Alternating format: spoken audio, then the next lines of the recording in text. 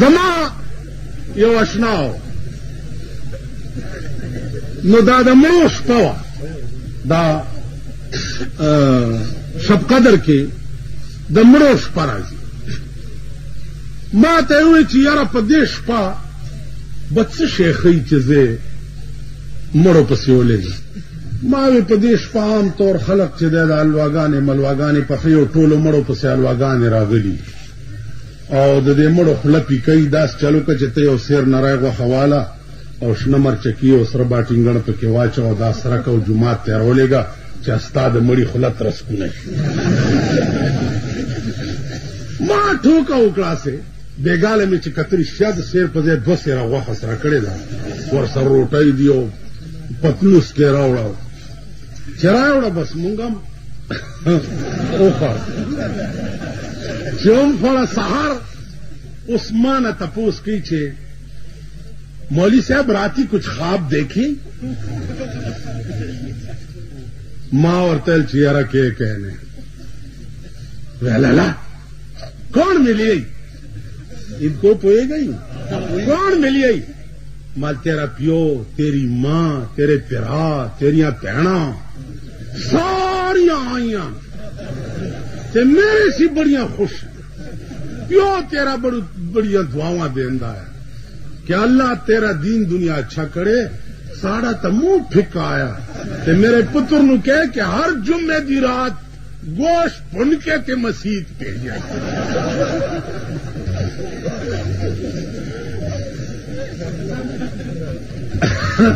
सी जुम्मेश पे तमें कत ब्याह रहा न ब्याह में के नोलो मालगत के इज़ा मातल इंसानु इनक़ता अन्हु अमलो सड़े मर्शी दागद दुनिया न तमाम आमाल मुनक़तिश द दुनिया लिबास खुराक स्काफ द अर्थ खत्म मरी पसे खैरात खालिस द अल्लाह पनामा او د هغه پاروا د هغې ایصال ثواب د دې اجر او ثواب ورسي الله پې د هغه مرتبه اوچتوي هغه روټۍ نه ورځي مړي ته د دنیا چې کوم دنیا نه ختم شوی دی چې همدا روټۍ ورځي او بیا یې مړی که هغه ځان په دنیا کې د خوراک مستحق کړی وي نو بیا په قبر کې یرزقونه فرحین بما آتاهم الله من فضله په قبر کې الله هغه ته رزق ورکوي عزیزانو یرزقون که خیالو کوي مضارع صیغه ده او مضارع کې استمرار وي یرزقون دا معنا چې د خخېدو نه والا تر قیامته پورې په قبر کې به د قبر د جنت باغچې او دی به پکې خوراک څکا ما په دې خبره پوهېږم نو عرض مې دا و چې دا شی ستا مړي بیا مړي روح چې یو ځل لاړو یا علیین ته لاړ شي یا سجین ته لاړ شي علیین په جنت کې یو ځای سجین په جهنم کې یو ځای که څوک در کې صوبایي او مرکزی وزیران شوي هغې به ویلي چې زه به ملکې پر کړم زه به ملکې پر کړم ہاں جی بیا یې چېرته ستاسو تپوس کړی نو میرے مرنے کے بعد کیا ہوگا پلاؤ کھائیں گے احباب فاتحہ ہوگا خلق براشي زما سلویختی بی وریجې به وخوري او لاس به اوچت کړي او بیا لاس غریب سړی دا بیا هم سم داسې لاس اوچت کړي او دا غټایټ دی داس نه دې ته ګورئ تاسو سپېره چې یئ غریبان خدای او قرآنونو والي تاسو چې دواله ورشئ خان دعا به وکړو خوله م ورانه کې سترګې م ورانې کې اوښې م ځان له راولې داسې او هغه چېرته تېر وځي او راشي نه ما خار کې را دغه ورځ یو خان وویل ته چې مړ شې څوک به جنازې له دې نه راځي دا ته څه وې مال چې زه مړ شم او تاسو زما جنازې لراغلی په خدای قسم کما خدای وبخي ځکه چې کوم قبر پلیت ولاړی په قبر رحمت نه وري ما تاسو یې پلیت دا خبر ډېره کوم چې مالتا زمر شم چې رانه شي ما خپکه پړای واچو په ډیران نه راکا یو کوته و کنه پکې مې وغورځو کلس لک خلق زما جنازې لراشي او زما د خدای معاملې خني خلک څه کولی شي خبره خو زما د خدای ده زما د خدای معاملې ټیک وا اټ څوک نو اټ یو سړی دی په قبر کې دا راوځي زامنو ته وایي چې زمر شم ما اوس وځوي او دا ایره مې په هوا کې والوځوي چې اړو خدای ته پیښ نه حدیث کې راځي زامنو دا چلو خدای را مرکب که ځان ته پیښ کو چې دا وصیت ته ولې کړو وی یا الله ستا دې یاري چې په قبر کې دا کیسې دي الله وی چې ته مانه دومره یاري دې زاو مې بخلي نه به مې جنازه تاسو په ایمان وې تاسو له جنازې درځي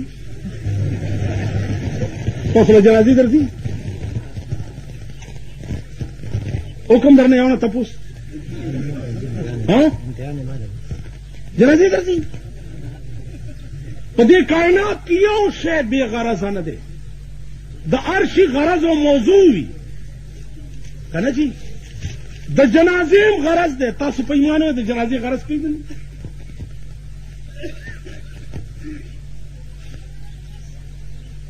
نکلے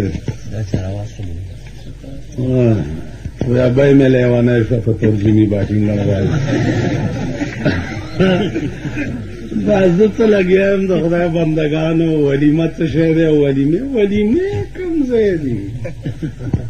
ولیمے کسی نشتا دیکھو گا ولیمہ موت و حیات دو سیزن یو پیسہ د مسلمان په مړی نه لګي یو پیسہ کپن خپل جامې کوته به ورته وکړي د کلی خلق جنازه عبارت ته د څلورو تکبیرونو نه بس بل چاته ضرورت وعده ده وای په ایمان د پیغمبر د لور بی فاطمه نه لوی ناوې بچرته پیدا شي د حضرت علی نه اوچت زلمه بچرته پیدا شي د پیغمبر د لور وعده ده او بیبیانو ته ویلی شو چې بی فاطمه ته د وینځلې جامې ورواغوندئ او د چیلو د وژغنو ببره شړی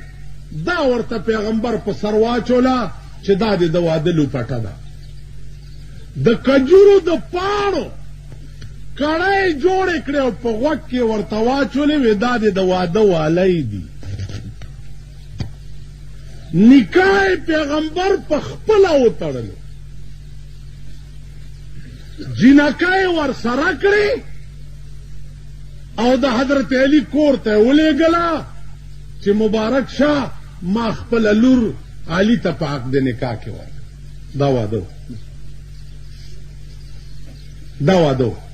علي سهار راغی د اوربشو روټۍ او په د پاسه یو قجوره دومره ټوکړې مرګرو باندې تقسیم کړې ورته وویل چې دا زما د واده ولیمه ده ولیمه د احباو د دوستانو دعوت ته وایي د واده نه رستو تاسو خیال راغی زما عزیزانو ولیمه دا نه ده دا نن سبا چې څه کېږي لګیا دا هندو ستړی خدای ناراض نو عزیزانو عرض مې دا نه په مړي یو پیسه لګي او نه په ژوندي یو پیسه لګي دا څه د خدای قهر چې مونږ جوړ کړی دی ځان لم په خپله جوړ کړی په مړي کې چې څومره رسومات کېږي لګیا دي دا عذاب مونږ ځان له په خپله جوړ کړی بیا څلوېښت ورځو پورې هر ماښام ښځه لاس اوچتوي او جومات ته کار خو به خرابېږي خو زه اوس څه وکړم دې وایي دا ولې کې دا چل ولې کې وای بچیا د مړو اروا راځي په دې بنیره ناست دی چې لاس اوچت کړي روټۍ والي او یوي خبره درته عجیبه کومه. نو زیارتونو زه خپله زما قبرونه زیارتونه مقبرې مې خوښې دي د دې ژوندونه مې مړي خوښ ژوندي ورکوه خو چې ورنږدې شي ډیران دی څه بوی به ترې درشي خبره د دې شعر خاموشان کوه په خپل هم غلي پراته دي چې ته ورشم پکې یو ساعت غلی کښېنې تاسو خیال راغی چې زیارت ته ننوتمه چې ګورم یو بازار جوړ د سړک نه واله تر زیارته پورې صاحبه دا هلکان دي او مشټنډیان دي او دا کټي کټي پرې ناست دي او غوړ کړي او سینګار کړي او ښځې دي صاحب دلته راشه دا واخله او خورې دلته راشه دا شیخ ته مخکې روان دی شیخڼه ورپسې ده شیخ کوزڼه په سر کړې ده شیخڼه پسې دکانداران اوازونه کوي د دغه پوس پرې کړو سره به اوس څه کوي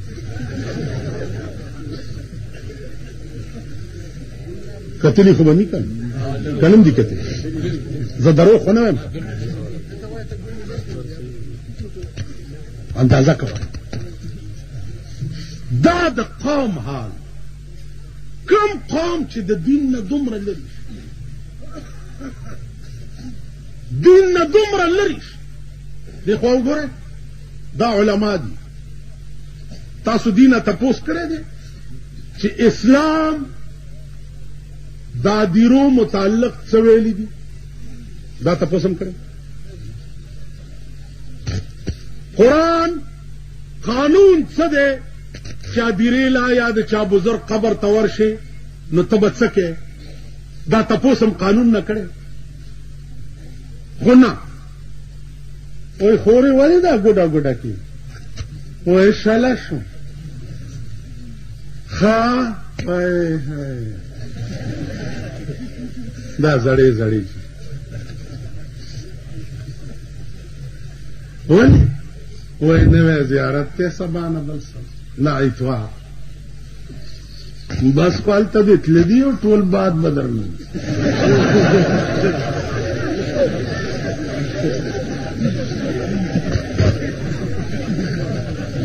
خو زه څه وکړم بیا د دغه منجورانو دشمني به څوک کوي چې هلته ناست دي صاحب د دغو دشمني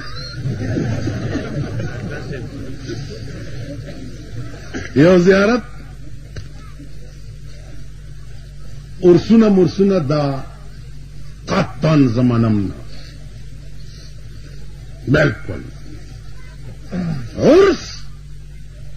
په اسلام کې وجود وښایي وجود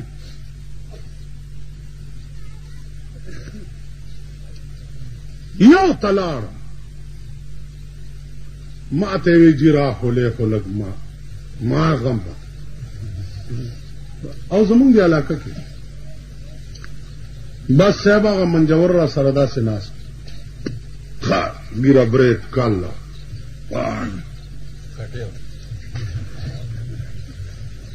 बस तकरीर में खोलो खोलो को नागाना में अगला पद इमला टफर मलदाओ गोरे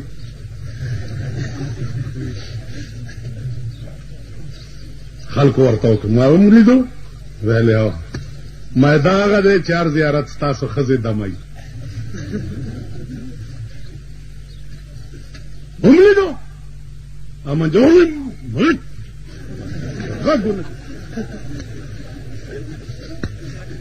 او ما ذلیل قومه او د دین نه لرې او باغي قومه قانونم کتل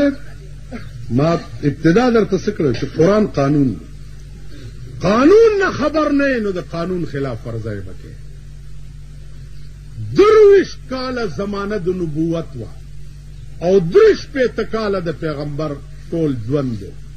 په 53 کاله کې دا چرته نه دی ثابت چې پیغمبر پردی ښځې له لاس ورکړي چرته یا پردی ښځې سره چرته خبرې په یک سوی چر که پیغمبر غوندې شان معصوم او پاک او دارشینه منزه او مبرا هغه خود پردی ښځې ته چرې کتلی نه او د 1400 کاله وروسته مشټنډیان دی په زیارت کې زما په ښځه او په لور لاسونه وایي دا د امن سند او ډیګري چا درکړې ده دې ته سوچ وکړئ د معتبرو ښځې په یو رنګ کې تباه دي کلبونه سینماګانې بلو پرنټونه وی سی آرونه او د غریبانو ښځې په بل رنګ کې تباه دي تاسو ته دا ښځې نه وایي چې ته شیخې ښځې د زوی واده دی د خیال به کوه بوډای درته څه وایي ځه جومات کې شیخي کوه وایي درته که نه ځه زما دا یو زوی دی زه به پې ارمانونه وباس نو زړه پودړه بیا وګوره د ټولو نه مخکې ډولکي ته دغه زړه ده بیا چې زوی کور ته راشي نو ښځه یې جارو وي نو په مور راکېږي چې دا زما ښځه ما دې دپاره کړي چې تاله به جاروګانې وهي نو زه یې لرې واده وکړه او ډېر په ګډېدو مې ورته وګوره چې دا ویښتې راله شکولي نو زه ورته څه چې ډېر شکر یا الله د زوی مټې په بري دا خو یې درنه ویښته شکولي چې خپو کې دې پړي واچوي او په سپو پورې دې وتړي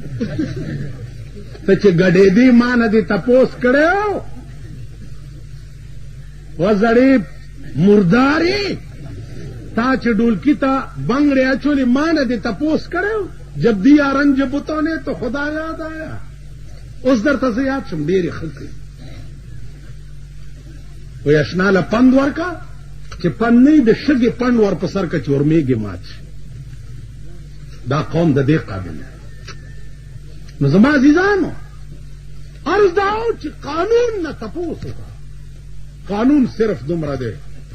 نور به پیدا کوئ او بیا به ماته ښایي زه ستاسو د دې ملک اوسېدونکی که ماته وښوده